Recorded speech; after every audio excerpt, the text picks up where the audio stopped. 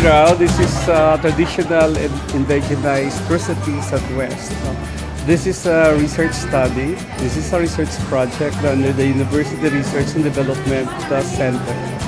It's funded by the university.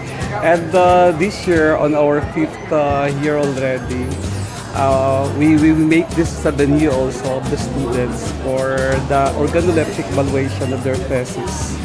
And then at the same time also, we would like also to showcase the traditional and indigenized recipes in Lambunao, of the Bukidnon, of the Taga-Bukid.